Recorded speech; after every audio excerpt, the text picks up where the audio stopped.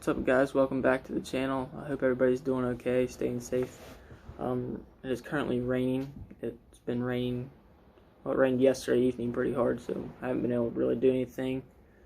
I plan on going fishing today, but that's not going to happen. So today we're going to be talking about managing your stress and how to do that with God and your faith and not doing it on your own. There's really four main steps to that.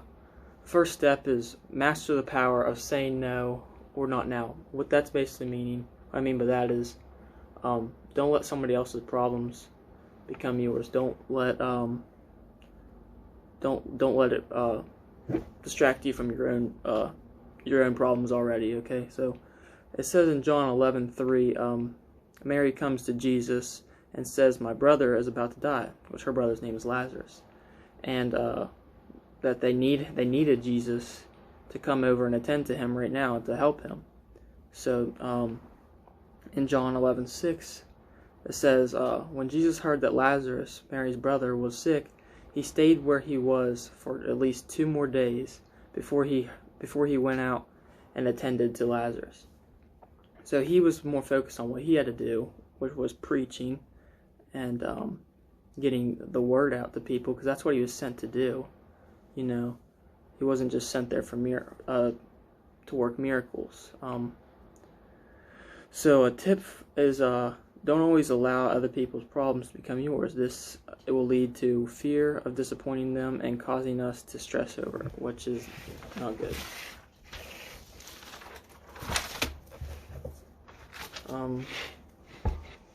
Number 2 is to be clear on your purpose and priorities. Make sure you have your priorities set first, okay? That sounds selfish, but you gotta focus on your stress and not taking everybody else's stress. You know, once you complete whatever your priorities are and you have room to help somebody, yeah, of course, that's different. But don't put your things off to the side all the time for someone else's. You know, just to help them, okay? It says in Mark 1:34, Jesus healed many who had different diseases. He also drove out many demons. Jesus got up the next morning and he went off to pray by himself. But then the disciples ended up finding him and they were like, "We need you." And then Jesus just said, "No, I'm going to go to the next town and I'm going to preach God's word," because, you know, like I said, he's there to preach and talk about the gospel, and not only is he there for miracles, but, you know, he's got other things he had to do. He was sent for, you know. Yeah, so everybody was looking for him, and he just said, "No, I'm going to the next town to do what I'm sent to do." And it's basically implicating that there was a long line of people waiting to be healed. So yeah, he wasn't just sent here to be a miracle worker. He was sent here to preach once everybody knew that he was the real deal. Okay, so that would be the first 2 steps. And then my challenge I'm telling you guys my challenge now, but the challenge is to make a list of your top 3 priorities. Make a list on a piece of paper and just ask yourself, are those, am I attending to those first, or how much time am I actually spending on my own priorities versus how much time am I spending on other people's priorities, you know? So that's my challenge to you already. I'm just going to put that out there right now.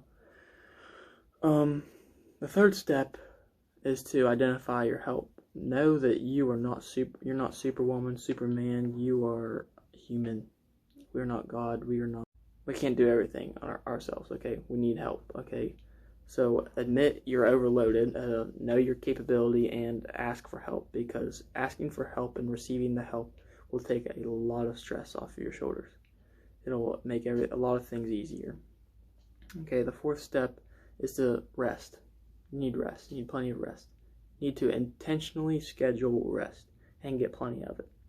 Because, you know, back in the day, Red Bull wasn't going to cut it. You know, you needed to rest. Jesus didn't just tell him, you know, man up, grab a Red Bull, grab a Monster, and let's keep on trucking. No, he said he told them to come with him and rest with him, because that's what they needed.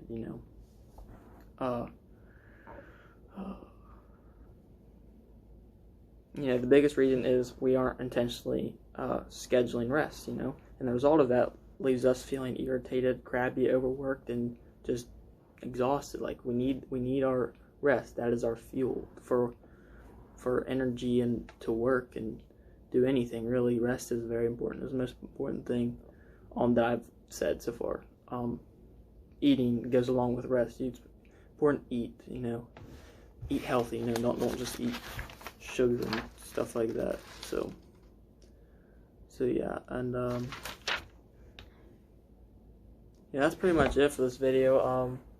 I just wanted to touch on stress, because it's actually been a problem for me lately. It's actually stressing about a lot of things. Stressing about school, college stuff, really, mainly college stuff, and getting the schedules all right and everything for next year.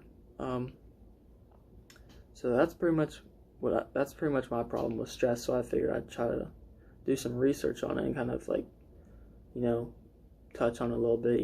The best way to learn is to teach, and I've already learned a lot by just doing this video.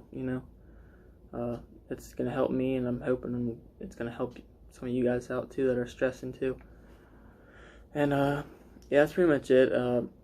Remember my challenge: just make a list of your top 3 priorities and try to spend most of your time on those top 3 priorities and not somebody else's. So attend to yours first and then help somebody else later. So that's my challenge, and that's what I'm gonna end the video on. So hope everybody had a good day. Hope everyone enjoyed this video, and see you guys next time. God bless.